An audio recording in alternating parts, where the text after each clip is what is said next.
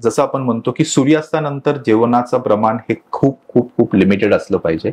शक्यतो प्रयत्न करून आपण सगळ्यांनी आपल्या लाईफस्टाईल्समध्ये, मी सुद्धा स्वतः एक डॉक्टर आहे, माझंही रात्री 10:30 11 पर्यंत काम चालू असतं, तरीही मी सजेशन करतो किंवा मी ते फॉलो करायचा प्रयत्न करतो की संध्याकाळी 7च्या आधी तुम्ही जे काही खायचंय, किती खायचंय ते खाऊन घ्या.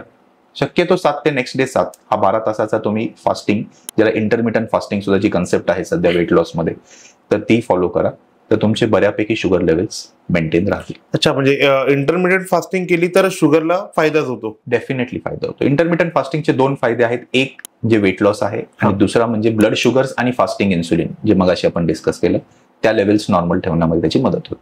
आणि इंटरमिडिएट फास्टिंगची विंडो काय ठेवायला पाहिजे? There are different classifications for intermittent fasting. To start with, people should start with around 6 to 8 hours. Extend to 12 hours. Maintain that for 3 months.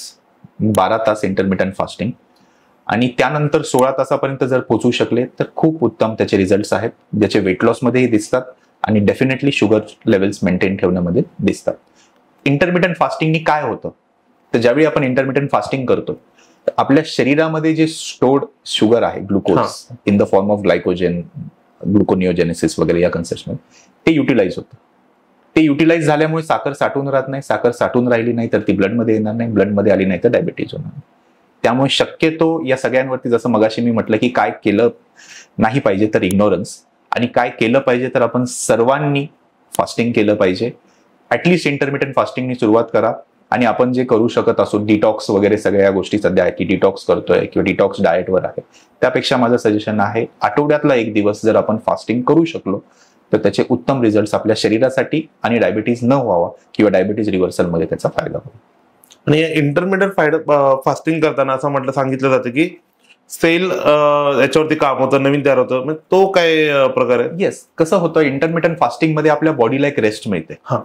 Rest मिळाल्यामुळे जिथे रिपेअर करायचा आहे तो रिपेअर करण्यासाठी बॉडीला वेळ मिळतो, आणि जिथे गरज आहे तिथे सेल्सची रिग्रोथ असेल, रॅपिड मल्टिप्लिकेशन असेल, हे होतं. तर इंटरमिटंट फास्टिंगचे नक्कीच फायदे आहेत, आणि तो शुगरसाठी तर डायबिटीजसाठी मी स्वतः ते केलेलं आहे आणि माझ्या पेशंट्सलाही मी ते सजेस्ट करतो. माझ्या ट्रीटमेंट प्रोटोकॉल्समध्ये मी बऱ्यापैकी पेशंट्सला आय टेल देम की विदिन 6 months, विदिन 1 year किंवा विदिन नेक्स्ट 1.5 years तुमची गोळी आपण कमी कमी करत हा शुगर आपण कमी करू शकतो, किंवा मी तुम्हाला नॉर्मल रिपोर्ट्स देऊन तुमची टॅबलेट थांबवू शकतो. I am experimenting that in my practice and I am getting good results. आणि इंटरमिडिएट फास्टिंग करताना जर 3, 4, 5, 6 तासाची जी काही विंडो असेल खाण्याची, तर असं होतं की आता इंटरमिडिएट फास्टिंग केली तर मी काही पण खाऊ शकतो का, की म्हणजे बर्गर, पिझ्झा हे सगळं? नाही. इंटरमिटंट फास्टिंग मध्ये आपण ज्यावेळी आपण खातोय, म्हणजे जो आपला इटिंग विंडो म्हणतो आपण, तो जो आहे त्याच्यामध्ये शक्यतो प्रयत्न करून योग्य आणि चांगला आहार घ्यावा. जंक फूड अवॉइड करावं.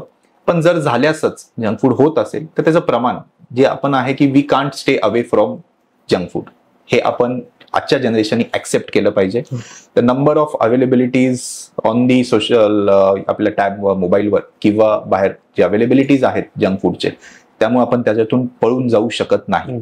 हे सध्या ऍक्सेप्ट करणं महत्वाचं आहे. त्याने आपला मेंटल स्ट्रेस आपोआप कमी होईल. करू काय शकतो तो फ्रिक्वेन्सी, स्वतः आपण स्वतःचं मॉनिटरिंग करू शकतो की बाबा मी कधी लास्ट हे जंक फूड खाल्लं होतं, जसे तुम्ही नावं घेतले, बर्गर असेल, स्वीट्स असतील, कुठले वॅफल्स असतील, आणि ते कालावधी कसा वाढवता येईल, की आठवड्यातून एकदाच, मग 10 दिवसातून एकदाच, असं जर करत राहिलं आणि इंटरमिटंट फास्टिंग केलं तर त्याचे दुष्परिणाम होणार नाहीत. आणि शुगरसाठी सगळ्यात धोकादायक काय आहे, की फास्ट फूड की स्वीट आपले जे काही पदार्थ आहेत? अजूनही मी म्हणेन शुगरसाठी सगळ्यात जास्त धोकादायक हे कार्ब्स आहेत.